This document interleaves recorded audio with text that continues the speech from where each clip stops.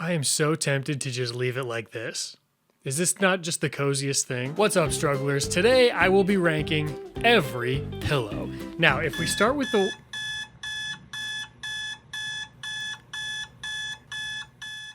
Is the year over already? Holy crap. I guess I have been hearing Christmas music for the last couple of months, which is fine. I don't have an issue with that. I feel like November 1st is when you can start with the Christmas music. Thanksgiving is a Christmas holiday, all right? Let's stop arguing about that. Well, the pillows are just gonna have to wait, I suppose, huh? Let's get into this year recap. I don't know if you saw the one from last year, but kind of what I want to do here is just go over all of the videos that I posted this year and kind of give some behind the scenes, a little bit of info about the videos before and after the fact. It's just a good way, I think, for me especially, to like look back on what I've done, because it's so easy to get caught up in the cycle of just creating stuff and putting it out there, and then creating something new and putting it out there. And if you never stop to reflect, then it's like everything just kind of passes by. You don't stop and look around once in a while, you could miss it. So this will be very cozy, very chill. But first, very quickly, I want to talk about something that I get asked about all the time, and that's how do you come up with ideas for your videos? Well, I'll tell you first how I don't do it. I don't seek out video ideas. And by that, I mean, I'm not like trolling Reddit. I'm not looking through TikTok trends. I'm not looking at really anything that's going on right now. Maybe it's pretentious and maybe I'm thinking too much about it, but that's just what I don't want to be doing the same things that other people are doing. I feel like the content that I make, my intention is for it to be more than just a momentary distraction from what's going on in your life. And it is that. I mean, that's all this really entertainment is anyway. But I want it to be a little bit more than that, you know, a little bit more than just background noise that you throw on and you completely forget about in 10 minutes from now. I'm not chasing success today. I'm not chasing anything. I just want to make fun videos that I would want to watch. So bringing it back to where the ideas come from, a lot of that is just like conversations that I have with my family or memories from when I was a kid. It's a lot of just my own personal experience. That's why a lot of my content has been about like nostalgic TV shows or old commercials that I remember seeing, things like that. And it's not all of that, but that's where a lot of the ideas kind of stem from. And this is just me, obviously, right? This is just me, but because of that, I feel like the catalog that I've built and that I want to continue building is something that like my future children won't stumble across it and be like, oh, the bargain bin movie with a $12 budget wasn't the best thing anybody's ever seen. Did you know there's some wacky characters on TikTok? And that is not me dissing on people that make that type of content. I want to be very clear. I have no ill feelings towards people that make that stuff. Obviously, there is a massive audience of people that love watching that type of content. That is great, and I'm glad that they have stuff for them. But there's also an audience for what I do. And you can see it right down there. What's that little number? Maybe it's not as high as those other numbers, but there is an audience for what I do, and that makes me happier than doing the other stuff. So that's kind of where my advice stems from. Anytime somebody asks me, oh, hey, I'm trying to get into making YouTube videos, and a lot of the time it's people that want to do commentary. There's no formula that works for everybody. You can model your upload schedule or your topics or whatever, your editing style. You can model that after any one of us, but you have to build this career around yourself. You have to actually make videos. So many people want to do it, but they're not doing it. And that's such simple advice, but you have to actually make the videos. You have to have fun doing it. If I wanted to be a dentist, but I hated dentistry, I wouldn't be a dentist. So if you don't like making the videos and it's a chore and all that stuff, like maybe you shouldn't be making videos. So you really have to like doing it. And also, nothing is promised to you. Nothing is guaranteed, even for somebody like me, where you would look at me from the outside and be like, oh, that's a YouTuber, that's his job. Nothing is guaranteed for me. Nothing is promised. Tomorrow, it doesn't even exist in this field. So the only way to stay sane, and again, this is just me, is to really like what I do. I like talking about niche topics. I like being the first one to cover something and then seeing 30 other people talk about it after me. I think that's exciting. And then I like moving on from that stuff instead of sticking around and overstaying my welcome. I like, diving into new things. I do all of this completely by myself, okay? No editors, no writers. I don't bounce ideas off of anybody. It's literally just me. I'm just a guy, one guy in my basement, kind of looking up stuff and researching by myself and editing it. And people still have this kind of absurd expectation. Other people's expectations of you are not as important as the way that you feel about what you're doing. I would never have expected an insane upload schedule and crazy quality and perfectly researched everything out of the 2017 version of myself. So why would I expect all of those things to be perfect out of this version of myself? And yes, you want to improve, and I have improved, and you want to get better at researching things, and you want to get less things wrong, and I have improved in all those things, and you will too. If this is really something that you want to do, you will improve at those things as long as you're making videos. You're not going to be perfect right away. You're never gonna be perfect. I'm so far from perfect. And look at me, I'm just the little guy compared to some of the big fish. I'll let you in on a little secret. Those big fish are nowhere near perfect either. So just have fun with it. And if you really, really seriously want this to maybe be something that you can do as a career, start doing it. Stop being lazy, stop being afraid of people's judgment. You have the benefit of maybe not very many people seeing what you're doing right now. You can mess up, you can grow, you can improve. Just really, really have fun with it because it is so much fun. All right, I have so many thoughts on this and I could talk about it for another 20 minutes probably, but we have other things to get into today. So let's go through the videos from 2022. Without any further ado, I present to you the 2022 Struggler Awards.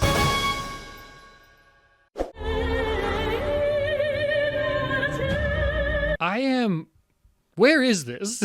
Everybody's sexy. Distractions everywhere. Lucy Hale looking right at the camera. There's no rule. This video gets the award for messiest filming space. Good grief. I think I was just super excited to be in a new space regardless, because similar to last year, I filmed every single video from start to finish in this room. Well, okay, there were a couple that weren't filmed in this room, but I mean, like, for the entirety of the year, I was in this space. I just barely snuck in with this video. The room was so far from finished. It was still, the walls hadn't been painted. Everything was a complete disaster. But I think that messiness kind of adds a nice little cozy feeling to the video, which I really like. At the beginning of the video, I did this kind of mini skit about a commercial that I kept seeing for this old game show that was called Whoosh. But in the commercial, they always said two different versions of it. So like the game show host would say, it's pronounced whoosh. And then immediately after that, the narrator of the commercial would say, tune into whoosh. It was so annoying. And that commercial, always on, just constantly, every commercial break, that one was on. And there was no way for me to like make a video about that, so I just kind of shoehorned it into the perfume video. One of my favorite bits from the entire year was during the, well, right after the sponsor segment in that video. So many people just skip over sponsors, so like, I don't know, probably 50% of the people that watched that video didn't even see that. So your guys' loss, you know, watch the sponsors, because you might get a fun little bit. Or don't, just keep skipping them. I put the chapters in the video so you can skip them if you want to. I want it to be as smooth of a viewing experience as possible. But yeah, sometimes there's fun stuff in there. I don't really have much else to say about this video, so I suppose we can move on to the next one. I also forgot, something I was gonna do for all these was put the thumbnail of the video back there, and I forgot to do it for the very first one, so we're off to a great start. That's what you should have been seeing the whole time. So, all right, now let's move on to the next one. What do you do for a living? I lift things up and put them down. Okay, here's the strength circuit. I lift things up and put them down. And this is our stretching area. I lift things up.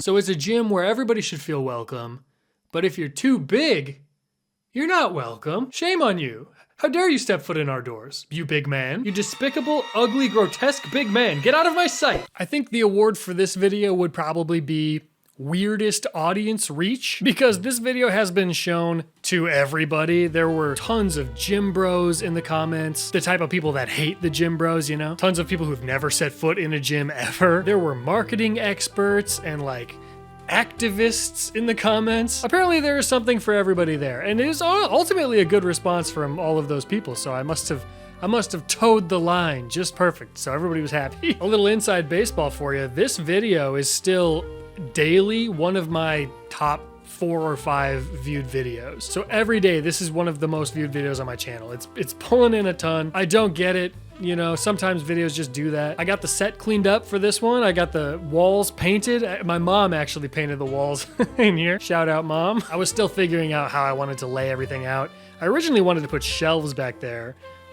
Eventually settled on the projector. We'll get there. In terms of the shirt that I was wearing in the video, the Planet Fitness shirt, like I said, I used to work out at Planet Fitness, so originally I had one. They give you one when you sign up, but I must have gotten rid of it over the years.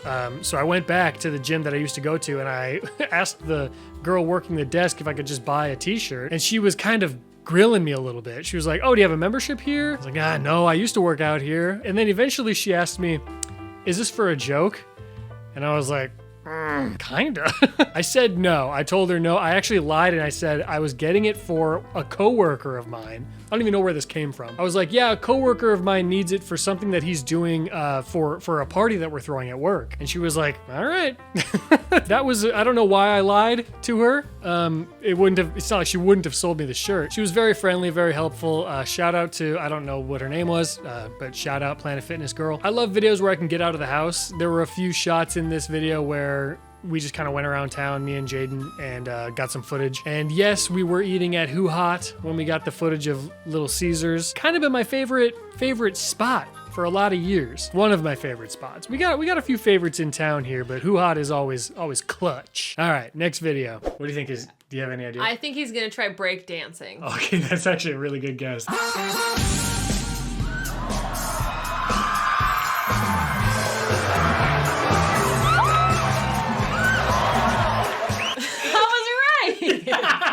He's not even good though. Like he's trying to be sexy and dance. He's trying to be good. Magic Mike, and it's Right. not. It's not working. Oh man. The award for this video was kind of hard to come up with, so I ended up going with smoothest somersault.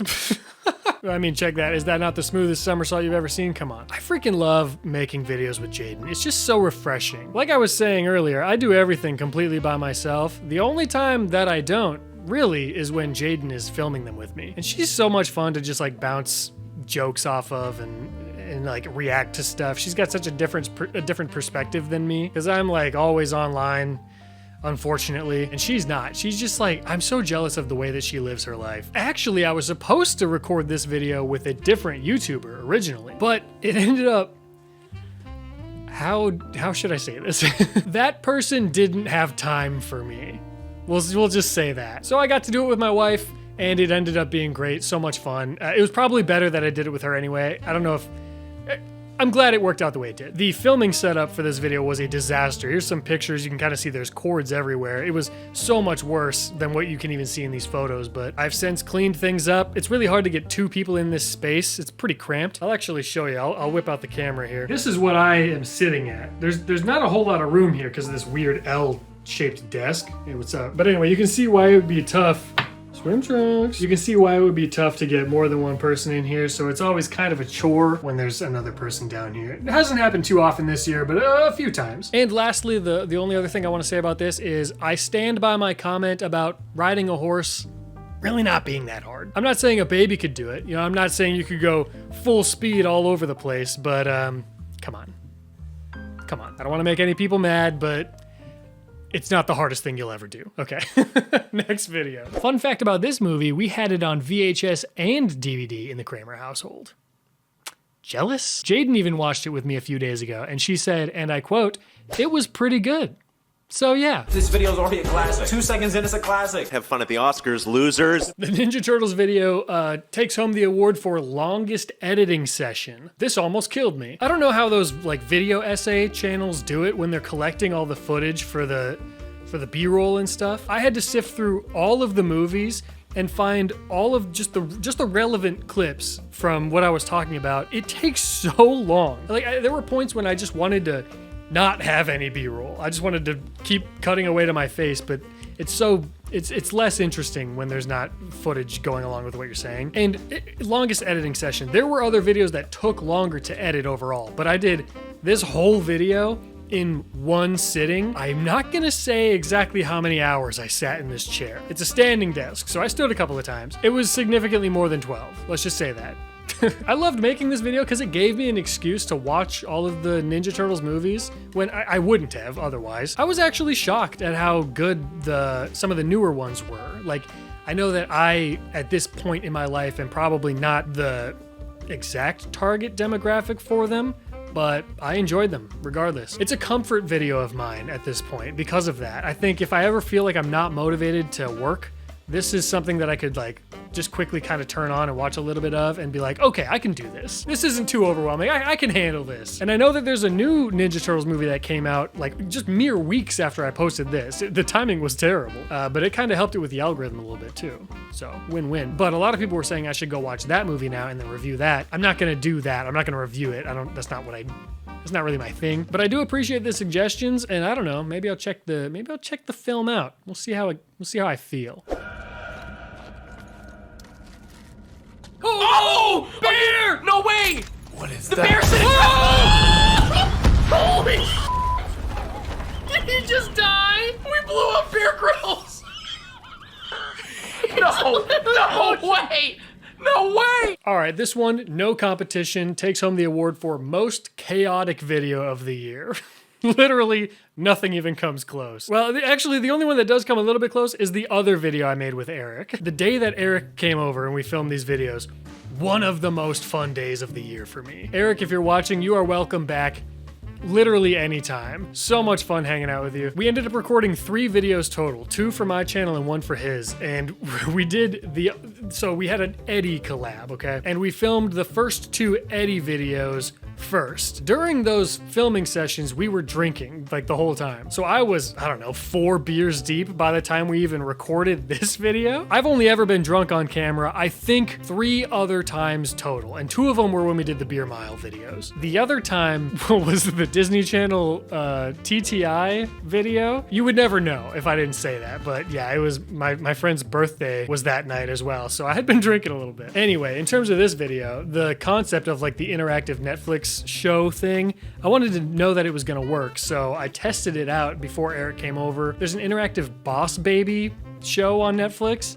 It's not super deep or anything, not a lot of paths to choose, but it was interesting enough. I think it'd be fun to do more of these, maybe as like a second channel thing, but the editing is so tedious. It's a lot of work. That might be something where I'm comfortable passing it off to an editor. The full version of this, we played through the whole thing, and obviously we edited it for the video, but the full version is on my Patreon if you want to check that out. It's so different than what I usually do, but I think that's kind of why I look back on it very fondly. All the videos I made with Eric are different than my usual stuff, but I don't want to get ahead of myself. We'll be back to that. Let's move on. Imagine being a student who gets suckered into being in a commercial for your college. Stooges. Couldn't be me. In the heart of the Red River Valley. What's this now? Hold on. Amazing dragons in the world. They are colorful and courageous, kind and sympathetic. Can we turn this off, actually? We're talking dragon country. Can we get this shut off? Guys, this video, can we get it shut off? I think I decided that the award for this video is most embarrassing admission. And that is referring to the old commercials that I got suckered into being in for my alma mater. Not that embarrassing, I guess, but I spent the whole video kind of ripping on college commercials, and then it's like, oh, by the way, I was in more than one. This video is where the idea for the merch came from, my new merch. It was many months after this video came out, but this is where the inspiration for it came from. I had wanted to make this video for 2 years now, but the timing was never right. I always wanted to do it like in the summer or right at the beginning of the school year, and then I just kept missing the deadline for that. So then I just decided, whatever. I put the video out whenever I want. One of my other favorite cutaway sketches from the year was in this video. It was like the editing Inception skit. I have a little bit of a follow-up to this coming out in the new year, so keep an eye out for that. Hey Instagram, I just wanted to hop on live real quick and expose Scott Cramer. He's a YouTuber, but if that doesn't ring a bell, he's also a little bitch. Okay, I'll be honest. This is really starting to actually get to me. This guy just texted me and asked if I could babysit him this weekend. First of all, I'm busy. Second of all, you're my age, dude. You don't need a babysitter. And he said, well, what if I get hungry? I said, I don't know, then make food. What is this, your first time being alive? Don't text me anymore. I am so deleting your number. I think it goes without saying the award for this is Collab of the Century, baby. How dare they not nominate this video for a streamy? Who do you think you are? How dare they not invite me to go to the streamies? All dressed up with nowhere to go. Story of my life. I'm so lucky that other people are willing to collab with me on stuff like this. I'm so grateful for that. I'm lucky that these other people even know who I am. I've got no business collabing with all of these guys. I have no business at all. So thank you so much to everybody that was in that. There were other people that were supposed to be in the video, and they either never got back to me in time or they just completely ghosted me while we were talking, which is fine, whatever. But just again, a massive thank you to everybody that helped out with that. Drew actually sent me a video originally and was like, here you go, here's my my take. And then a couple minutes later, he was like, actually, no, here's a different one. And I ended up just using both of them. I thought it was great. Joel specifically, when he sent me his video, he sent me so much footage to work with. There was like legitimately 5 minutes of stuff that I didn't use. I'll include some here actually. Subscribe to me on Patreon and give me a lot of money because there's a lot more dirt coming on Scott Cramer. That son of a bitch! Hey guys, I hate to have to do this again, but Scott seems to keep snapping and clapping back at me, so it's time to bring it around for the full punch.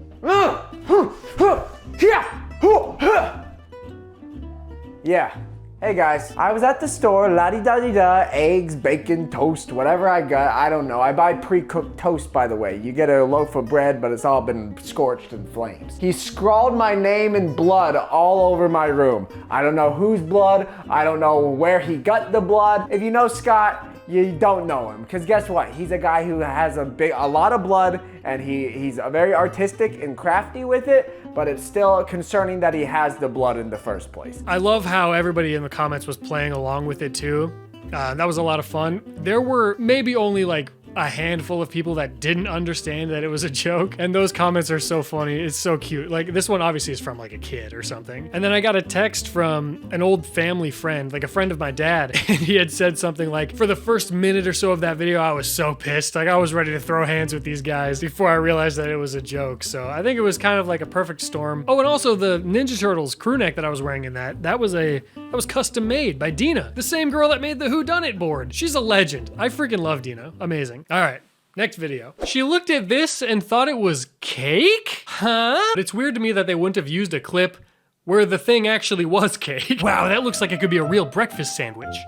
But what if it's actually cake? Oh, no, it's just a breakfast sandwich. In this video, I will give the award for most passionate moment. I ended up bringing this up later in a video that I posted a couple months after this came out, but Johnny didn't technically cheat when he sabotaged the tacos. I get that. He asked the producers if he could do it. They said it was fine. I still think that it was wrong all around. Everybody was wrong. Producers should have said no. Johnny should have. I just wouldn't have done that. Don't you feel dirty? You know, it's like, what a weird loophole. I would feel dirty. Kind of not really breaking the rules, but it's like, come on, come on, Johnny. This was the first video that I used the projector in, actually, for the wall. A lot of people have been asking me about that. Like, what I did. It's just a projector. It sits over there in that corner. It just hides behind, you know, the lamp and the plant and stuff, and the Mike TV goggles. But then I had people asking if it was a real fish tank that I had installed. Come on, guys. You're smarter than that, right? We're smarter than that. We know that it wasn't a real fish tank, right? Guys? Well, I don't know if we are smart enough. You would have... Guys, I could not believe the sheer number of people that didn't realize I was joking when I kept saying tacos. They thought I didn't know that that was incorrect. Also, I made a joke about Wordle becoming a game show because TV just takes whatever's trending on the internet and then 2 years later makes it into a show. I was pretty dang spot on because there's a show called Lingo now that is just Wordle. All right, next video. And then I just started whipping rocks around, you know? Oh my god, this guy's nuts! He's a maniac. Yeah, he's a maniac. He was a run-of-the-mill bully, and now he's Michael Myers! He's insane. But then... What the hell?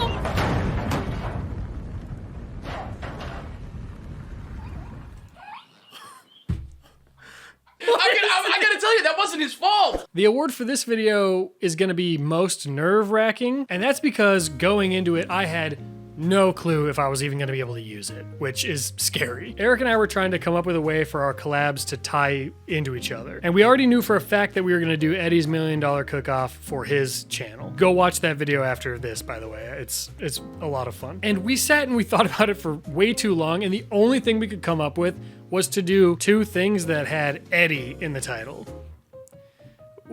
we're professionals, by the way. And Eric remembered this show from when he was growing up called 100 Deeds for Eddie McDowd, so that's what we went with. He didn't even really remember much about the show at all. Just kind of a vague premise, a little bit of like the overarching theme of the show. So we just sat down and we're like, all right, let's just start recording and hope that something comes out of this, because otherwise I don't have a video. And we recorded this before the Bear Grylls thing. But originally I was like, all right, Eric, I hope this works. And it did. It worked out great. I thought it was a lot of fun. Somebody left a comment that I thought was really funny, and it says, the explosion ratio in Scott's videos increases dramatically when Eric shows up. I was really struggling trying to come up with a thumbnail for this video. I worked on it for way too long. I eventually came up with this masterpiece. Sometimes I go back later and I change the thumbnails like way after the fact. So, you know, if at some point this is no longer the thumbnail for that video, here it is. Here's the original. They blew up a dog.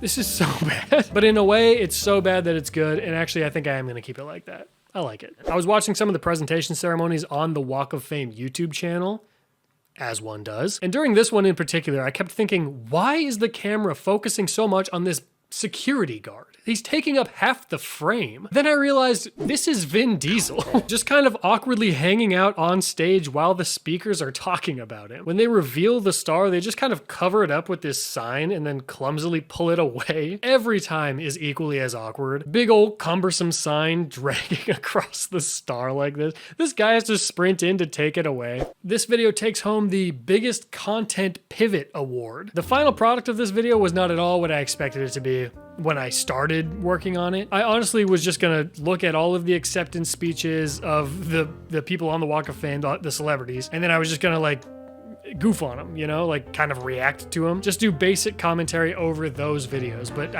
there wasn't enough there, you know, there wasn't enough juice. There was meat, but no potatoes, you know? And this was an idea that I had in my ideas folder in my phone for so long. One day it just felt like the right time to do it. So I just pulled it up and started working on it. And it literally just coincidentally happened to be the week that the submissions folder window opened as I was working on the video. And it only opens up like once a year, maybe twice a year. Crazy timing, couldn't have been any more perfect. If I had a nickel for each time Shrek was in the thumbnail of a Scott Cramer video, I'd have 2 nickels, which isn't a lot, but it's weird that it happened twice. I love weird topics like this, like I said.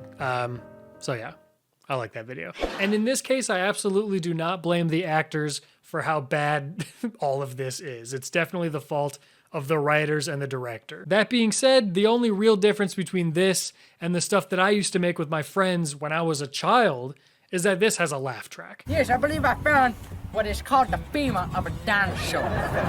Is this it? This right here? This is magnificent. Yes? I've just been informed this here is a shovel. Yes, it is. I mean, it's in the dirt. Oh. Close your eyes. You can't tell the difference. And the award for hardest video to write a script for goes to As the Bell Rings. I think the reason it was so hard to script was because what was I gonna say? Like, was I just gonna sit here and rag on the show? It wasn't really that bad. There weren't like countless cringy moments to focus on. It just kind of was a thing that existed in the commercial breaks on Disney Channel. So it took me a while to really flesh out a script for this one. Obviously, it ended up being just like any regular video. Nobody would notice the difference of any of my other stuff. But it took me a lot longer to formulate my ideas for this one. Fun fact, Toe Jam and I follow each other on Instagram now, so we've got frickin' Toe Jam. God bless America. Imagine booking your first acting gig and you gotta play a guy named Toe Jam. Well, to be fair, yeah. I've done quite a bit of like Disney Channel nostalgia stuff in the past, but it had been a while since I did it, and it was kind of fun to revisit that. It seems like that's another genre. Like I did the game show stuff for a while, and then it felt like everybody was kind of doing game show videos. Not that I am the reason of that. It's just like the timing worked out that way. And then the same thing with this. Like I did all this Disney Channel nostalgia stuff, and now I see it all the time. So it's just a genre that I kind of moved on from. Like again, because I get bored if I keep seeing the same thing over and over. But every now and then, you know, dip your toes back into it. Do what you know you're good at, you know? You gotta play the hits. One other little tidbit from this video is that a lot of people didn't notice that I completely changed outfits right in the middle of it until they read it in the comments, which I thought was kind of interesting. It was supposed to be kind of an obvious joke, but sometimes the subtle ones hit harder, so I'm okay with that actually. All right, next video is also a little bit of childhood nostalgia, so let's check that one out. All you need is a hairdryer and a small lightweight ball. Put a small ball in a stream of moving hair and watch. Excuse me, what? You can even try moving your hair. I can't hear you, Kaylee. Kaylee, the hairdryer's too loud. That actually reminds me of something really important I was gonna tell you guys. Okay, wait, jokes aside, this is really sick.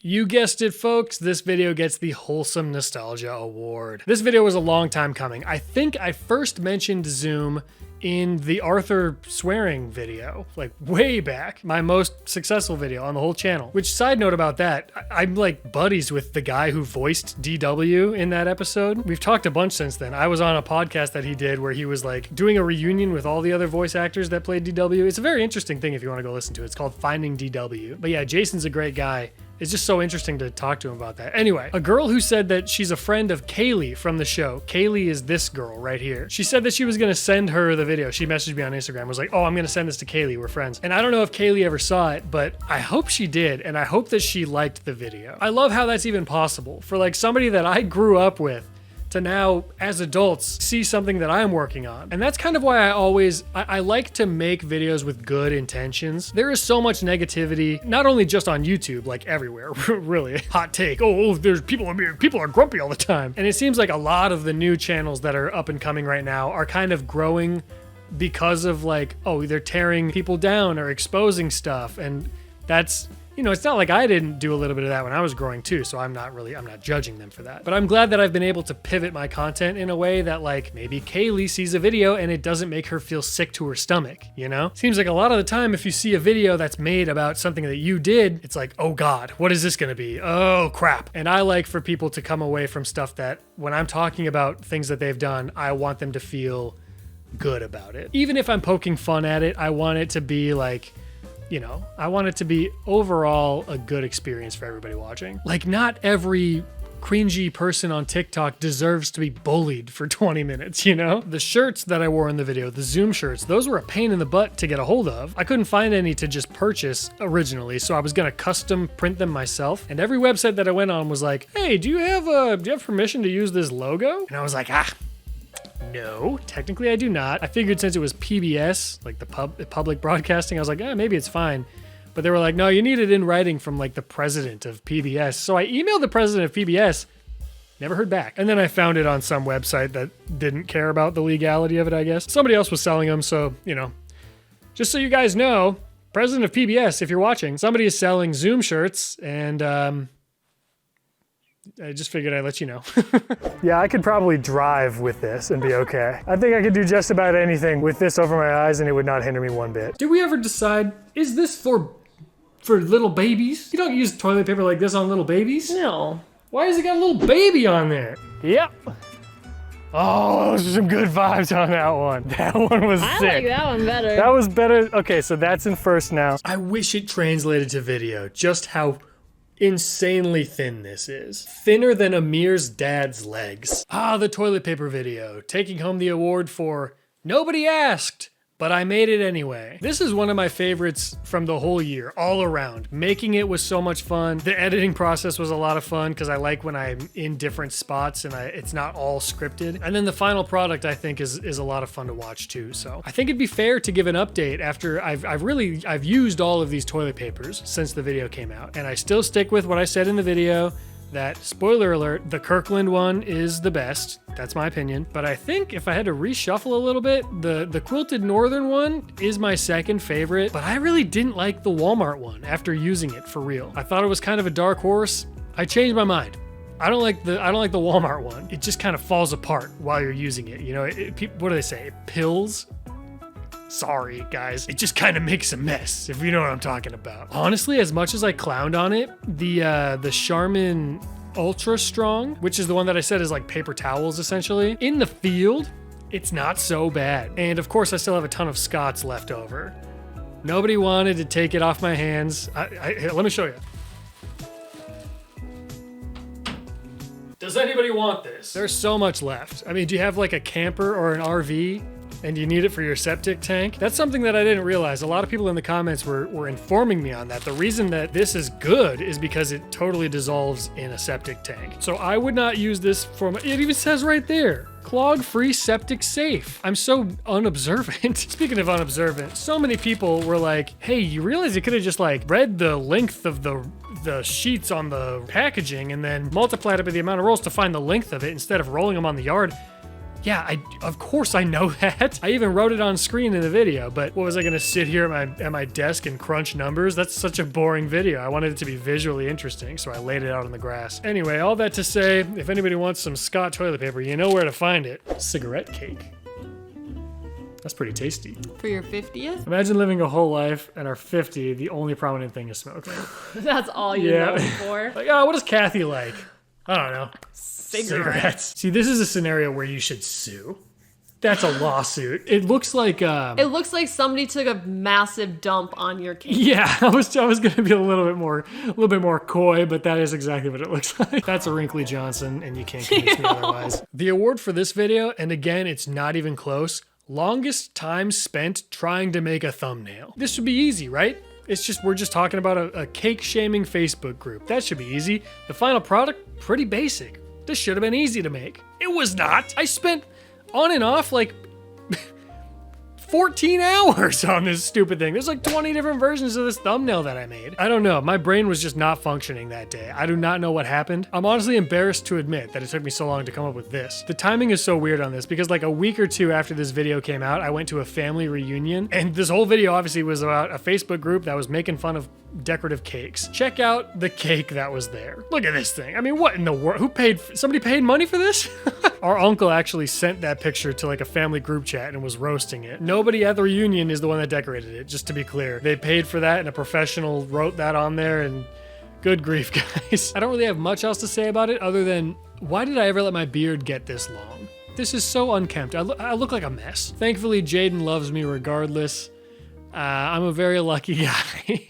What is the first thing someone notices about you? Smile, eyes, hair, clothes, nose ring, mustache. It's all about the midsection. Damn it, Bonnie, I was getting there. And tummies don't lie.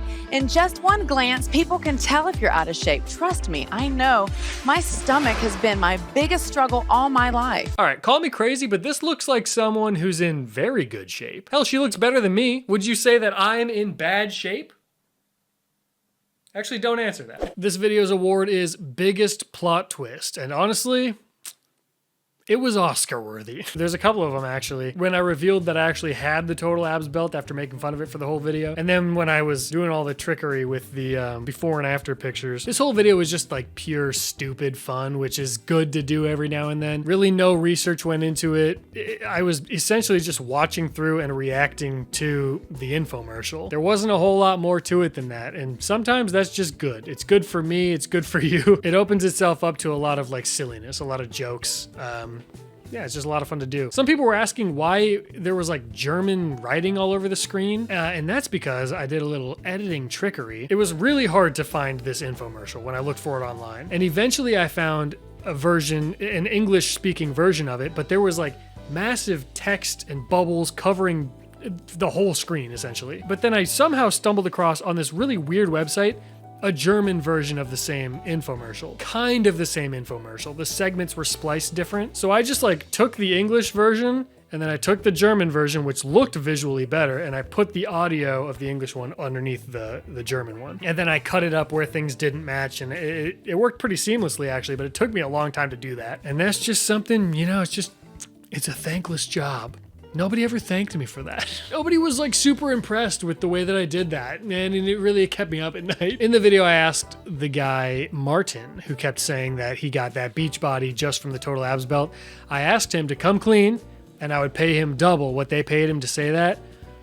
he never contacted me, unfortunately. There was a little bit of footage that I forgot to include in the video of me using the abs belt, because I did use it for weeks before the video. I legitimately wanted to see if it worked. I knew it wouldn't, but I felt like I had to at least try it, and somehow I just forgot to include this footage. So here's the footage, and now it's time for a video that caused unnecessary stress for everybody involved. So I guess the only option for these companies is to make things cheaper and cheaper and easier to make, until all that's left is a freaking AI-generated Peppa Pig picture on a slideshow to keep kids entertained. I don't know. I don't want people to lose their jobs. I'm sure the animators that are working on these shows would much rather be doing bigger and better things, but you know, a job's a job. So I don't know. I don't know.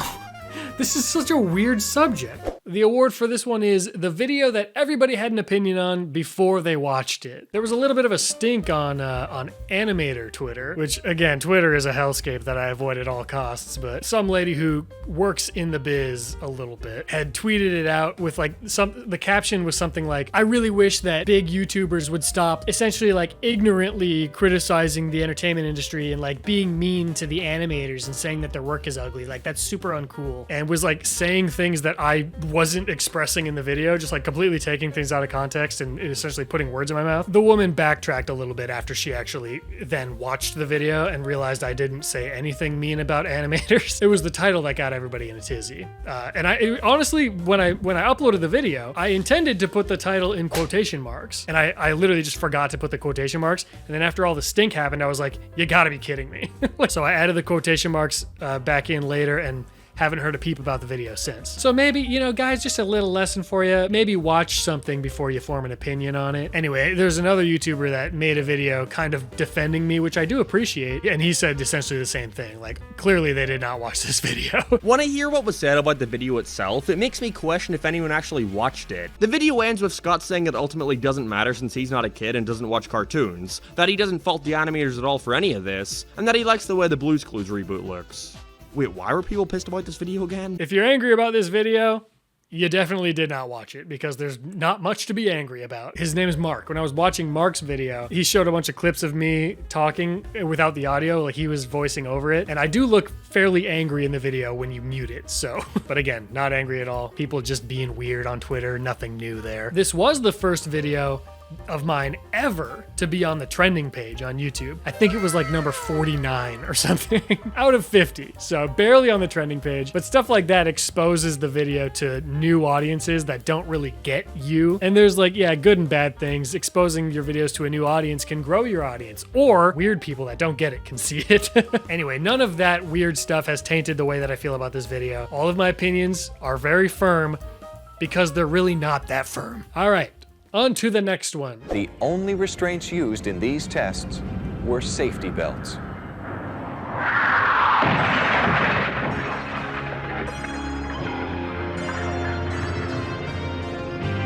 They wouldn't let you do this now. They just freaking rear-ended a whole line of cars on the highway with people in it. The guy was driving the car. That's awesome. He just got freaking ragdolled too. He's like, what? That's what'll get you. That's the third hit, is your brain hitting the inside of your skull. I'm a little dizzy now. Oh, jeez. And the award for coziest viewing experience goes to Driver's Ed instructional videos. The vibes in this video. I love the vibes. Every now and then I feel like I just get so overwhelmed with work and life that I just need something really simple to make a video on. Something that's not gonna take a lot of brain power, a lot of pre-planning, a lot of editing, something just simple. And this was that video. But then I went to edit the video and it felt too simple. So I went and added like the green screen sketch in there. And I do that to myself all the time where I want to do something that's easy and take a load off myself. And then I start working on it and I'm like, this doesn't live up to what I expect from myself. And it's like, nobody else cares. Nobody watched this video and thought, yeah, you should have done a lot more in that video. And low-key, this was one of the funnier videos I posted this year. When you've got really silly source material to work with, it makes it a lot easier to be funny and make good jokes. A lot of topics take more work to do that. Like the video that I posted after the Driver's Ed video was the complete opposite, so I'll talk in more detail about that one. But this one, everything that I was looking at was just so goofy. So it was just a piece of cake to make the video. And I am glad that I added the green screen sketch. You know what? I don't know why I don't know what I'm talking about. I spend those extra couple hours working right now, so in the future when I look back on it, I'm like, oh yeah, that was worth doing. It's always worth the extra work, in my opinion. So, all right, now to a video that was inherently not funny, that took a lot of work to make good.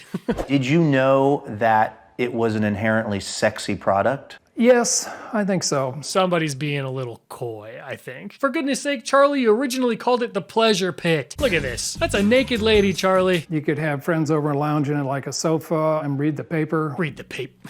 Charlie, read the paper in the pleasure pit. Do you ever invite anyone back to the studio to test this thing out? Yes, yes. Yeah, he invited them over to do crossword puzzles on it, probably. The award for this video is weirdest idea. Unlike the driver's ed videos, there's nothing like funny about waterbeds. Well, I mean, waterbeds are kind of silly, but it's not like there's a movie about waterbeds that's so funny that I can just like react to. There was so much different stuff in this video. I was going all over the place. I looked into the history of the waterbed and I watched interviews with the inventor of them. And then I watched old commercials for waterbeds. And then I went and was like shopping for a waterbed and I made my own. And it was just like so much went into this video to make it actually good. I felt like if I would have just watched the commercials, that wouldn't have been enough. And I think it actually wouldn't have been enough. It's not like, oh man, I'm being too hard on myself again. It would have been enough. You are enough, man. Gosh darn it, people like you. I actually think it legitimately wouldn't have been enough, and I think it would have been a bad video. But all that extra stuff that I added made it one of my favorite videos from the year. And a ton of people messaged me saying that it was their favorite video as well. It seems like a lot of people have this weird connection to a waterbed in some way or another. A family member they knew had one. They remember seeing it on a movie, like an old Nickelodeon movie or something. So everyone has this connection to a waterbed. When I started working on this, I had no idea where it was gonna end up. It was just more like a letter buck, see where we go, you know? Jaden is always really helpful with stuff like that, because if I ever get stuck and I'm thinking, okay, what do I do now? Jaden always has some fun outsider's perspective, and she is the one that actually wanted to go to Walmart and like fill up just an air mattress with water. That was Jaden's idea. Shout out Jaden again. And she helped me come up with a thumbnail. Do you want to see? Here's what I originally had, okay? Brace yourself. This was the original thumbnail that I was gonna use. Thank God I never actually used it. I changed it to this before the video went live. But yeah, it's just the simplify. But anyway, yeah, that's a fun video. I do recommend that if you didn't get around to watching it, I recommend checking this one out. Some may feel crass commercialism has sunk to soggy new depths in the cereal milk, but that didn't stop General Mills from opening Cereal Adventure, where your favorite cereals come to life this summer inside the Mall of America in Bloomington, Minnesota. Excuse you? Crass commercialism? This place was created to celebrate cereal, you Scrooge. You know, I'm really not appreciating the pessimism surrounding Cereal Adventure so far. I think we need to change the tone a little bit, move in a more positive direction. Before I snap. Yeah, this video takes home the award for biggest commitment to the bit. I had been watching Nathan Fielder's new show, The Rehearsal, while I was working on this video, and he does this thing where he goes way above and beyond for just even the tiniest little thing. He will spend so many, countless hours for something that barely makes it on air. Well, a lot of it, I bet, never makes it on air, and he still spends the hours doing it. And that got me thinking, why am I not doing that? So Jaden and I drove all the way down and back to Minneapolis in one day. We drove straight to the Mall of America, spent, I don't know, maybe an hour there max, and then got in the car and drove straight back home. Most of the time that we were there, we were at the Rainforest Cafe eating. This was the second video of mine ever to be on the trending page. I think it made it up to like number 47 maybe, so I'm creeping my way up there, guys. Pretty soon I'm gonna be taking over the trending page. Oh, okay, also I posted this on Twitter a little bit after the video went live, but I gotta talk about it here. My grandma is the GOAT. She had just had surgery and my mom was there kind of like helping her do stuff around the house. So I had her ask my grandma about the pictures of me and my siblings at Cereal Adventure, because I knew that we had gone, and I knew that there had to have been photos because my grandma was always taking pictures. And gosh darn it, she found proof of my brother and I at Cereal Adventure, doing the things that I specifically talked about, the Cocoa Puffs ride, going down the Cheerios slide.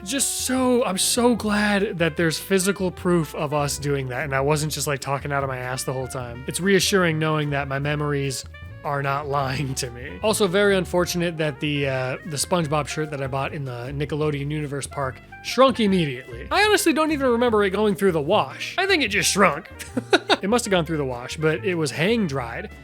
And we washed things on cold, so I do not know what happened. It turned into a dang crop top overnight. Unfortunate that I won't be able to wear that shirt anymore, but you know, the memories will live on forever. God, I'm getting freaking tired, dude. When I look at these obstacles, my immediate thought is, yeah, there is absolutely no doubt in my mind that I could do this with zero issue. Take this, for example. I know it's a lot harder than it looks.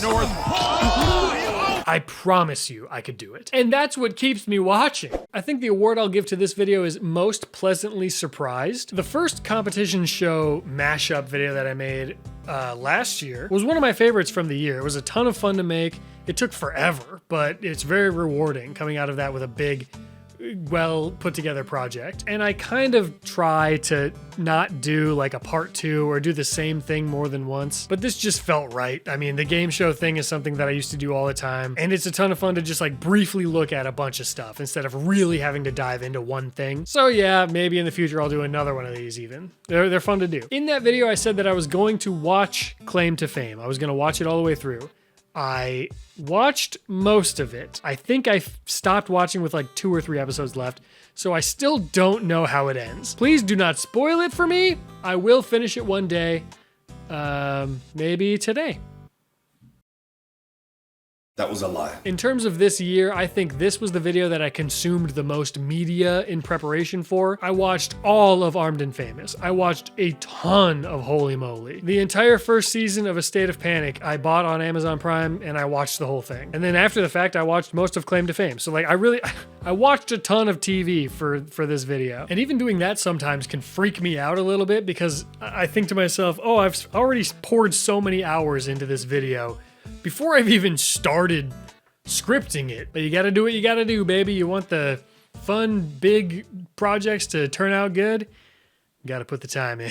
I ended up walking like halfway across town after that because I simply could not miss mashed potato wrestling. They just filled a pit with mashed potatoes and let people go at it. It was chaos. I heard this one lady next to me say, "You know how funny this would be with Dad and Uncle Eddie?" That is exactly what I expect to hear at a thing like this. And I bet it would be hilarious. I would love to see Dad and Uncle Eddie going at it. The Small Town Festivals video, to me, is easily the best of the year and the best I've ever made. I know for a fact that this video is something that I'm gonna look back on years from now and be like, I made that? The experience of it was so incredible, just filming it. Being around so many great people all day for 3 weekends, sifting through all of the footage later and like piecing it together and telling a story with it. The song at the end, that was so much work. There was a picture that I took after I finished the 5K in Barnesville, which was the last 5K. And I think it just like perfectly captures how I was feeling. It was just pure joy. Going back to the song, I had the entire video edited, like the video was done, but I hadn't finished even writing the song yet. I'd written most of it and I've recorded some of it, but it was the night before the video was gonna go live, maybe like 9 p.m. and I still hadn't finished writing the song. So I literally worked all night getting that song done. I finished writing, finished recording. I did all the mixing really crude, like just by myself. I don't know what I'm doing. And then at like 7 a.m. the following day, I still hadn't gone to sleep, but Jaden woke up and we went into Kindred and we walked around and just got that footage, got all the shots for the music video. And it was just so peaceful. When it was all said and done, I used a different shot for every single line of the song. And I used every single shot exactly the perfect amount. It's so weird how that worked out. Every single bit of footage that I got that morning, I ended up using in the music video, which I then, I had to rush home and edit the music video. And then Jaden just kind of sat with me down here I think she actually laid on the floor and took a nap while I made the thumbnail for the video. It was all just so special. Like when I work really long hours editing, because I had knee surgery in high school. So I work these long hours sitting in this chair because I'm just dumb and I don't think I gotta get up and walk around. And then the knee that I had surgery on kind of starts acting up and it feels like there's a little worm wiggling around in there. So then when we were walking around Kindred all morning getting footage, my knee felt all wiggly and weird. And now every time since then that I've had that feeling in my knee, I think back to walking around Kindred with my wife. And just these awesome, warm memories kept getting brought up. Every location that I went to, I was like brought back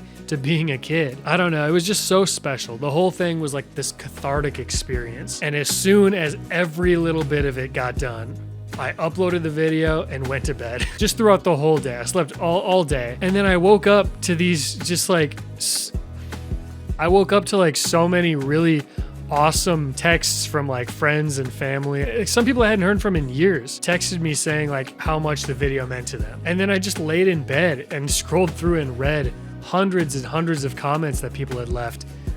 And it like the video resonated with people. I even like wrote a couple of notes down here because I wanted to make sure I talked about all the stuff that I wanted to talk about. And I know that I hope I get another chance to talk about this video at some point because there's so much that I didn't get to say. It is my favorite thing that I've ever done. If you didn't see it, please, for me, if there's one thing that my future kids see, if there's one video of mine that they see, I hope that it's this one. I sent the song off to be professionally mastered by somebody who knows what they're doing, and that is now on Spotify and Apple Music. It's on all the streaming services, so if you want to go listen to the song as well, you can do that. All right, this next one was shocking.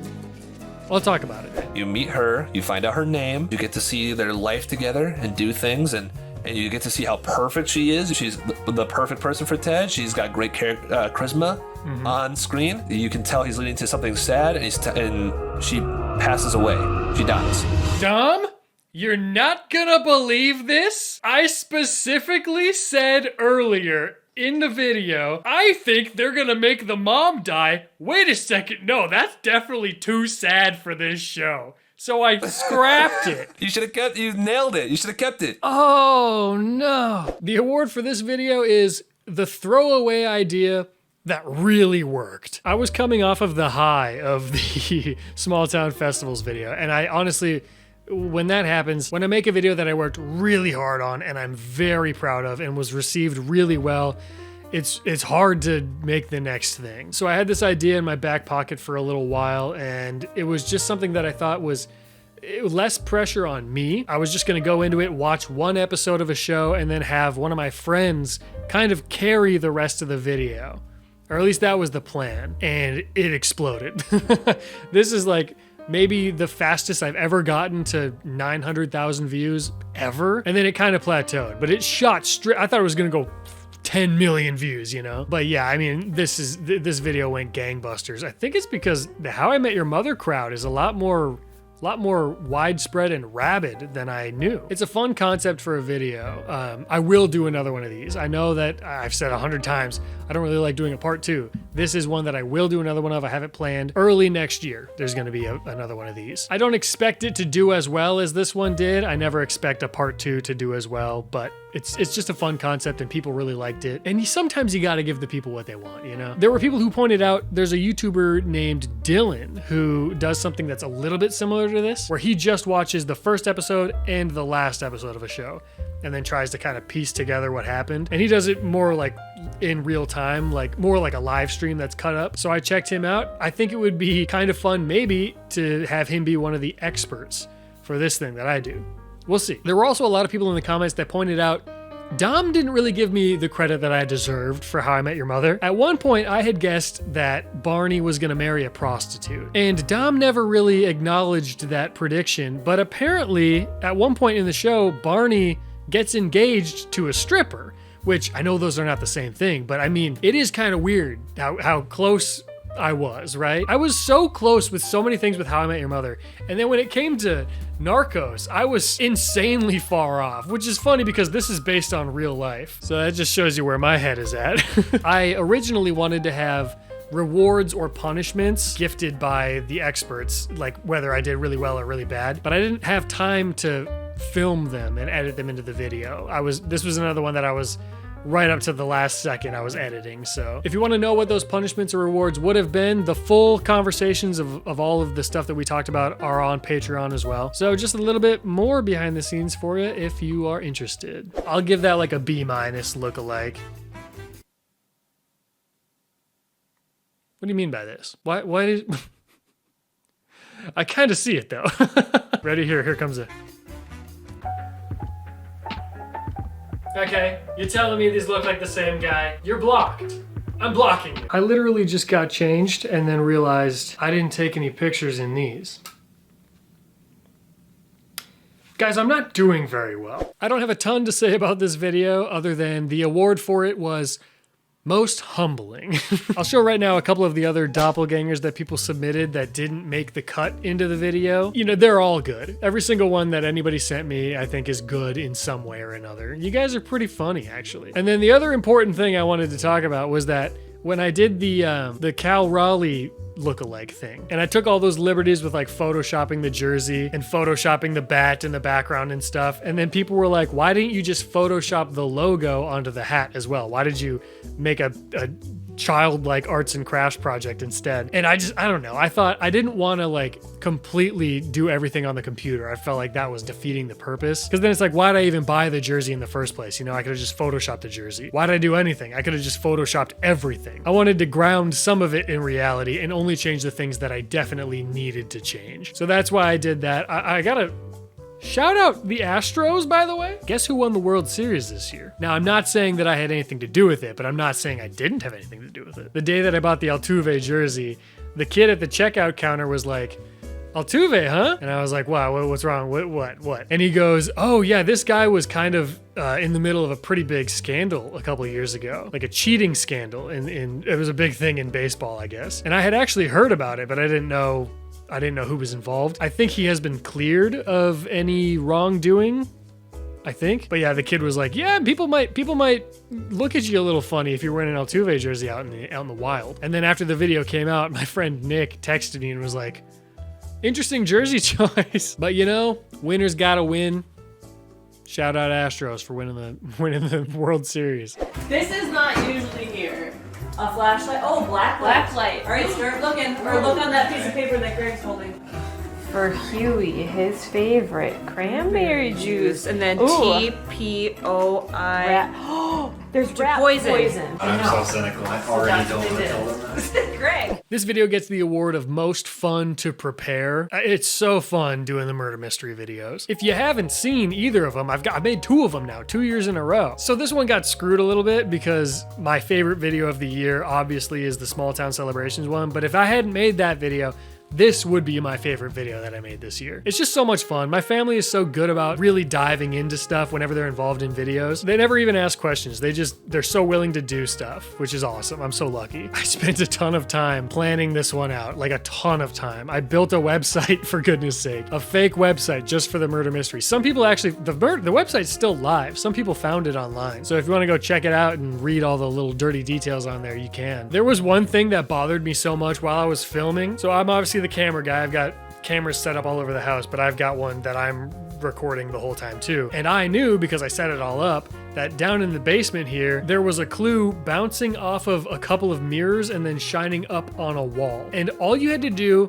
is walk into the room and look up at the wall, and the clue was up there. They struggled so much with that. You can just see my parents and my brother-in-law looking through them, like they're down, crouching around, looking through the mirrors, trying to read what's on the wall. Because I guess your brain, it's a little confusing when you're looking through mirrors. You're not really sure where things are landing. So I get why it's a little confusing, but it would have been so easy if they just walked in the room and looked up at the ceiling. But I guess that's what makes it fun, you know? Everybody solves it a little bit different. I ran into the same issue this year in my brain as I did last year, where I thought while I was making it, I was like, this is way too easy, you know, because I'm the one that's doing it. So of course I think it's easy. I know all the answers, but I'm worried that it's like, are they gonna solve it right away? Are they gonna find all the clues right away? I'm making this too easy. And then they start looking for things and it's like, oh, maybe I made it too hard.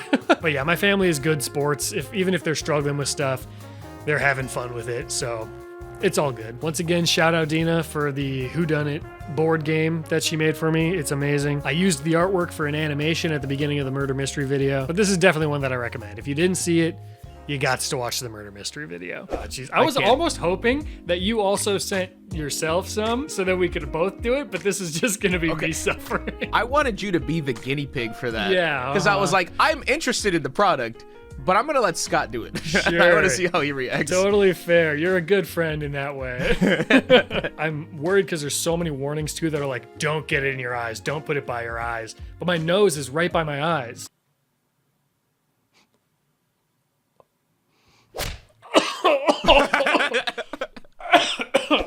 This video comes away with the coveted most expensive to make award. I spent a lot of money on this. The stuff that they advertise on Instagram is not like cheap stuff. It can definitely be garbage.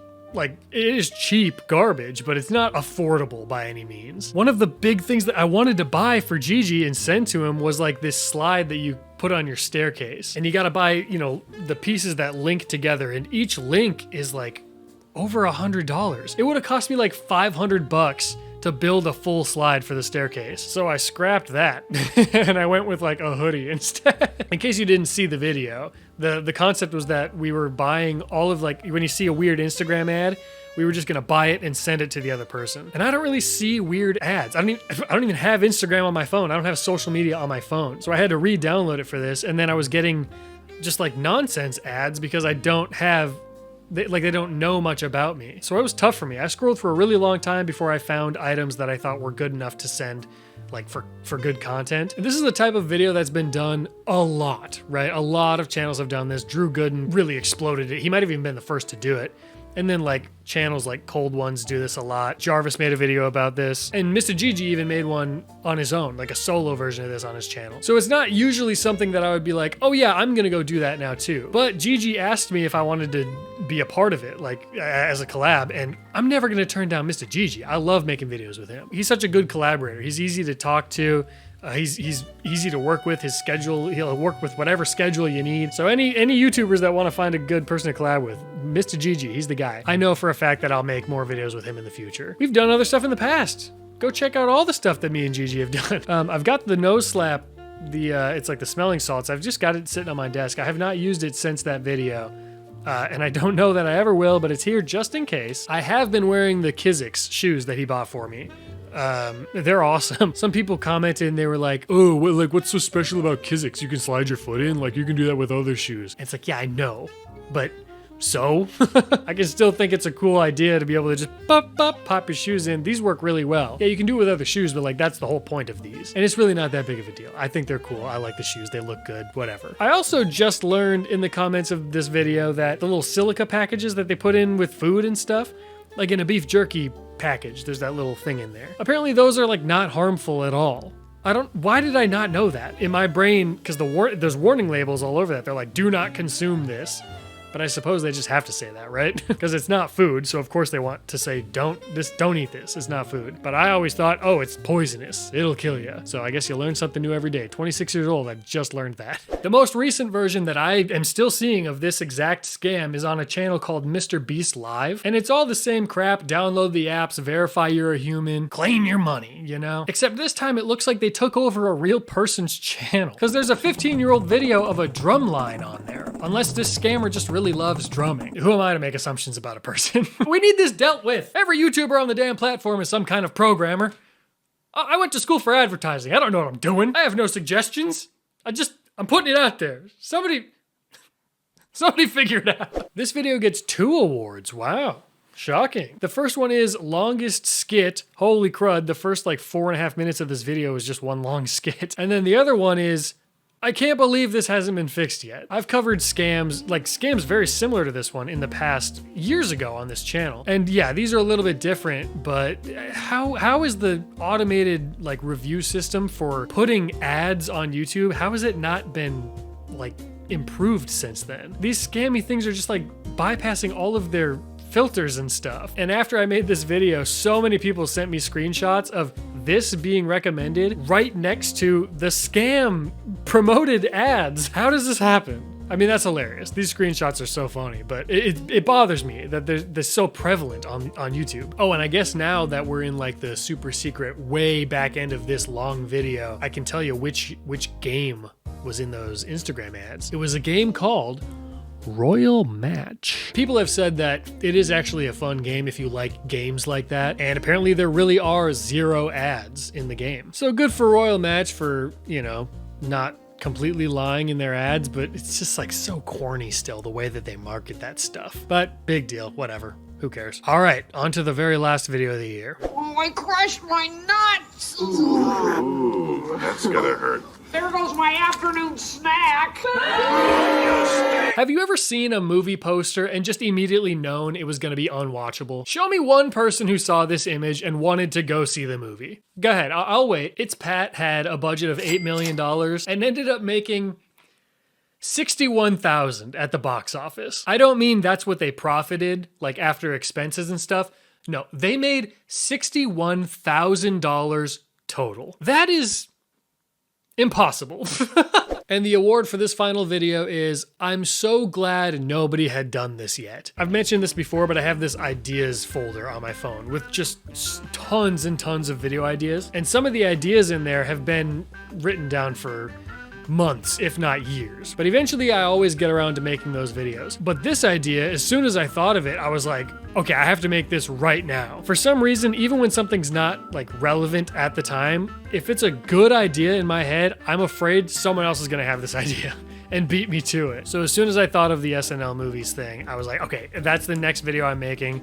Let's do it. And it took me so long. Like, I had the same allotted amount of time to make the video. It's usually every 2 weeks is when I put things out. So it's not like it took me longer than that time period, but within that time period, I was working non-stop pretty much the whole time. Ask Jaden. I was completely absent while I was working on this video for those 2 weeks. Or maybe it was even only 1 week. I might have only had 1 week to make this video. And the reason it took so long was because not only did I have to watch a bunch of movies for it and watch a bunch of SNL skits and read all these blogs and websites or whatever, I had to collect all of that footage to use. And I already mentioned earlier that like collecting footage takes so long. When you're like looking for a specific relevant clip that I mention offhand, and then while I'm looking for it, I get distracted, I get sidetracked because my brain is made of goop. Again, I do not know how video essay channels do it. I applaud you so much. Or somebody like Donkey, when he's got all that footage from playing through a video game and he cuts that together into like a 4-minute video, or like the Burback brothers. I respect it. For the movie B-roll, I actually ended up using mostly just clips that had been uploaded to YouTube. I didn't like go onto streaming services and like look specifically for the clips in the movies. I just I was lucky enough to find them on YouTube. So that saved me a little bit of time, but man, it was still a pain in the butt. And then again, every time I went on YouTube to look for a clip, I got sucked down an SNL rabbit hole. I ended up watching every single Andy Samberg digital short. It was a miracle this video got done, is all I'll say. And then coincidentally, the day after I uploaded that video, there was an article that came out that was like, oh, ranking all of the SNL movies from best to worst or whatever. And I truly do believe that that was a coincidence. Not that it takes like a super long time to write an article like that. They could have seen the video and then posted that the next day, but I think it's just a coincidence. So again, I'm glad that I made the video when I did. So yeah, that's another weird, unhealthy trait that I have. As soon as I have a good idea, I'm like panic mode to get it done in time before someone else does it first, because then I'll be ruined. And unfortunately, I just noticed I forgot to change the thumbnail, so let's change that. I made it through the whole dang video without screwing that up, except for the very first one, and now and then I screw it up on the last one. You can't be serious, guys. Now I think we just gotta sit here and soak it in, you know? Let's just soak it in because we didn't get to see it during that whole segment. Yeah, Blues Brothers and Wayne's World are legitimately good movies, by the way. Some people must have gotten that twisted in the video. There were some comments that were like, oh, what do you mean? Blues Brothers is a classic, dude. Oh, Wayne's World's a classic. What are you talking about? And it's like, what am I talking about? I didn't say they weren't. Yeah, I don't think I ever said that those movies weren't good or that they weren't classics. Those movies are great. The one that's not is It's Pat. It's Pat is a terrible movie. Oh, and there was a little fun fact on one of the articles that was like, Quentin Tarantino helped like revise the script. And I don't know if it's true, that might be a myth, but it was something I read. All right, we're done here. So there you have it. Holy smokes, we made it through all of the videos that I posted this year. Well, not quite. I mean, there were some that I posted to my second channel, like that Matt Stoney video was popping off. That video was actually doing so well that I privated it. It was getting out of hand. Like, all I wanted was to kind of rant about a little thing that bothered me, and that's why I put it on the second channel. I didn't want it to be a big deal. And YouTube, the algorithm decided this is gonna be a big deal. So I privated it for a couple of months and then I made it public again. So if you wanna go see it, you can go see it. But in that video, that is the sole reason why these little plushies made it into production, because that was the video that I announced that I was selling these, and we had to get 200 pre-ordered in order for them to go into production, and it just so happened to be on a video that got well over 1 million views. So like we met the goal, which was a miracle. And then I made another video that I kind of was gonna scrap, but I decided to put on the second channel about like horoscopes and stuff, which I still think is a good video, but it was definitely more of a second channel thing. So if you didn't see that, go check that out. And then I posted a bunch of sketches, which I had a great time making sketches this year. I wish I could have done more. It's just like hard to get on a schedule doing that. I'm so busy. I did some fun collabs this year. I didn't do very many. I did a collab with Pretty Much It, like I talked about earlier. I did one with Nick Is Not Green. I did one with Mike Crocker. That collab was awesome. And then I did one with Mr. Gigi. I think that's it. If I'm missing somebody, I'm so sorry. I would like to do more collabs in the future. Like I know I'm so busy and it's hard to find time, and like I want it to be the right fit. So maybe more collabs in the future. Oh, another really important thing that happened this year. I was vindicated, guys. I made a video, it was a few years ago now, about these old anti-bullying movies that I watched when I was in like 4th grade. And in the version that was on YouTube, there was a scene that I thought had been cut because I remembered seeing this bloody shoe from the movie The Broken Toy. I remember seeing this severed foot and a bloody shoe all over the road. It was vivid in my memory. And y'all were gaslighting me. You gaslighted me. No, you're remembering a scene from the movie Pet Sematary. Guys, I've never seen the movie Pet Sematary, so I'm not remembering a scene from a movie that I never saw. Recently, somebody uploaded the full movie Broken Toy to YouTube, and guess what? Bloody Shoe was in that movie, so that felt really good. I just want to thank y'all for watching. I know that there's always going to be this shiny new channels that show up, and I've been doing this for a little while now. Maybe you're getting bored of me, maybe you just found me, I don't know. But regardless, thank you so much for watching. Like, that's the only reason I can do this as a job, because you're watching these videos. It's not like I'm a channel that gets promoted a lot in the algorithm or whatever. I mean, I did make it on trending twice. I was in the top 50 technically, but I feel like if you ask anybody at YouTube about Scott Cramer, oh, what do you think about Scott Cramer? They'd probably be like, is that Scott the Waz's last name, Cramer? This year was so much less exhausting than last year, which was less exhausting than the year before. So I feel like I'm just getting better at it. I'm figuring it out. There were a lot less comments on my videos this year. But contrast to that, there were a lot more in-person interactions with people, which was really cool. It's just so fun. It's such a cool thing to happen in real life, and it happened a lot this year. It just makes it feel surreal that this is what I get to do. In the YouTube studio, in your analytics, you can see the other channels that your viewers tend to watch. And sometimes I look at those and I'm like, what? I am so different than a lot of these other channels that you guys also watch. So sometimes I feel like an odd duck, you know, the odd one out. But hey, I appreciate it nonetheless. Let's give this video an award too while we're at it. Easily the longest video of the year, probably the longest video I've ever posted, and also most self-absorbed. I will just leave you with this. If you like what you see, turn off your TV and do it. All right, guys, I think I'm gonna go play in the snow. That's all I've got for you this year. I will talk to you again very soon. Goodbye. Here we go.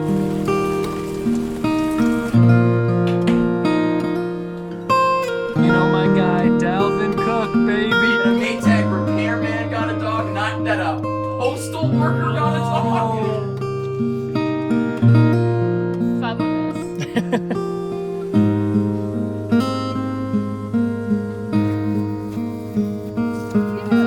I spilled it all over my shorts, but these shorts are so great. You literally can't even tell. I'll go up a little bit, yeah. I'm gonna yell something quick, so I know I'm not talking to you. Audio is going. Here comes the clap.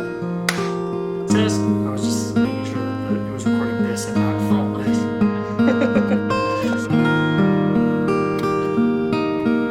Test. Hello.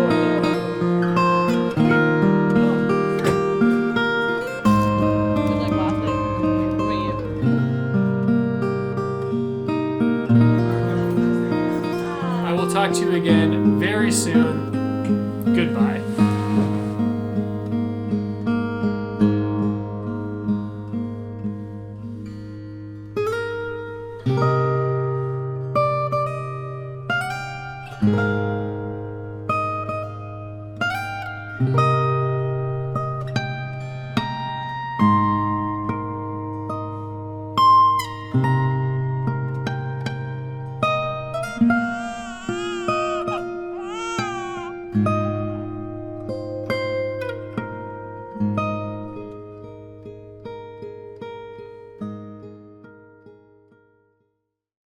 What am I really gonna miss? I deleted every social from my phone, and it's been a minute since I've been here all alone. Been a minute since I've been here all alone.